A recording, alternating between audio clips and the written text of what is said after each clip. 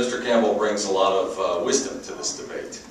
I have to tell you that what my opponent from the Democratic Party stated is he stated that you have a hard time engaging on issues, you engage in negative advertising.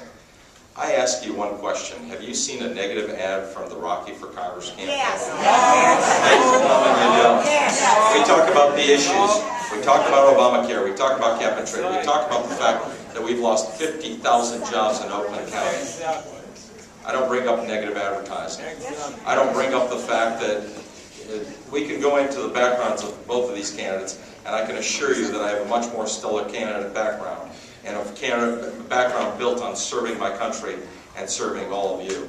I'm not interested in being your congressman, folks. Let me break news today. I am not interested in being your congressman. I'm interested in being your representative, not working for Nancy Pelosi.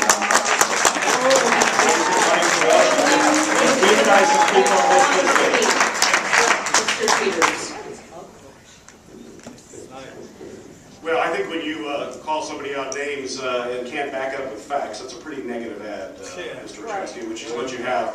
We also have a situation now, too, with ads that are being brought against me, which are paid for by a phantom group out there that is paying for the ads. You're probably seeing it. They've got pictures. They're attacking me on positions. They're making false claims in those ads. And it's part of what happened after the Citizens United case, which allows unlimited corporate cash to come into these elections. We have an ad that's being run against me right now that I think they've spent over one group has spent over $500,000 against me on behalf of my opponent. When Mr. Campbell asks where are the favors going to be paid, I have no idea who's paying for that, because there's no disclosure. We attempt to put disclosure in the Disclose Act. It was blocked by Republicans in the Senate. We said, if you're allowed to put these ads on, then at least tell us who's actually behind them. Instead, you've got these ads. They have got great names. They're Americans for Freedom, or whatever the great name is, but we don't know who's paying for them. I bet you he knows who's paying for them, because they're spending $500,000. Thank you, Mr. Peters. Today agree on taking money. Mr. Rushkowski, thank you very much. It's now time to move on to closing statements. Mr. Rushkowski, you drew the #1 position. Please go ahead. Oh, well, again, I'm humbled and honored to be here in front of you and to share some of the thoughts and positions on some of the important issues that we've discussed. Let me go back to a little facet of foreign policy. Israel today has enemies to the north, Hezbollah. Has enemies to the south, Hamas. Has enemies to the east, Iran. And it has enemies to the west, the United Nations, and some could say this administration. Obama. Ladies and gentlemen, I stand as a check and balance to this administration. I stand as a check and balance to this administration on spending. All I'm asking for is a 2-year opportunity. As I said before, all it is 2 years. 2 years. If you don't like what you've got right now, you've got an opportunity to pick our campaign and to have the personal representation. I'm not interested in being your congressman, as I said before. I'm truly, from the bottom of my heart, interested in being your representative. I may not agree with you. You may not agree with me on 100% of the issues. Trust me, I've just been married for 7 months, and I'm learning happiness is learning to agree. And it's learning to understand. And I may not agree with my wife on everything, but we have a beautiful marriage that will last us our whole lifetime. I hope to have a beautiful 2 years representing you. You may not always agree with me, but I assure you one very important thing. You will always be able to reach me. I will never run away from you, never run away from an issue. I will always have town hall meetings, and I will be only a phone call away. You know where I live. I live on Bonnet Hill and Farmington Hills here. And ladies and gentlemen, jump on our website, www.rockyworksforus.com. Learn more about our positions, and I ask humbly, from the bottom of my heart, for your support. Thank you.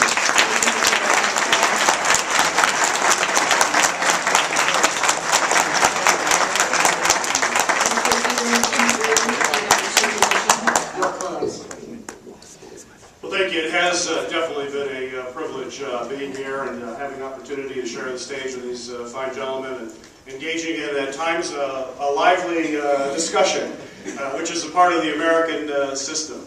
I just want to say thank you again to all of the Jewish organizations that have come together and the community coming together to host this.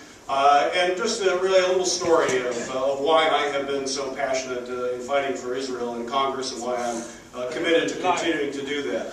When I had an opportunity to visit last year Israel, second trip, but visit with my wife, we had the opportunity to be in Sderot and met with a young mother who talked about her young son, who was about 7 years old, that whenever he would go into a building, he would start feeling the walls and touching the walls as he walked around the building. And she said, "Honey, why are you doing that?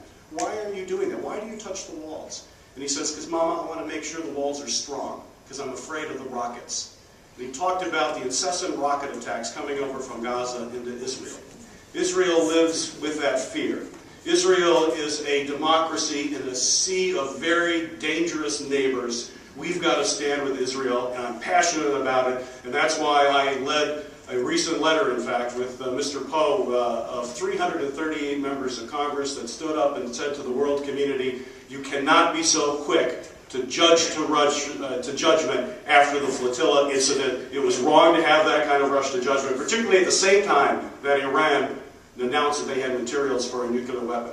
It's that kind of passion that I bring to the United States Congress. I've stood up, I stand up to the President, and in fact it takes a lot more courage to stand up to the President when they're in your own party than when they're in a different party, and I've never been fearful of doing that, and have done it on occasion after occasion. I care very deeply about Oakland County. I grew up here, I live here, my family's here, my girls, my son live here, going to school here. I plan to live here the rest of my life. It has been an honor and a privilege to represent all of you. I hope to get that honor again. Thank you.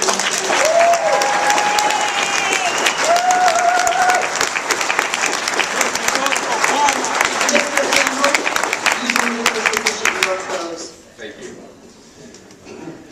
If you're contemplating voting Democratic, ask yourself if you're better off these past 4 years that the Democrats have had control of Congress, or the past 2 years that they've had control of Congress and the White House. If you like the agenda, if you'd like more of it,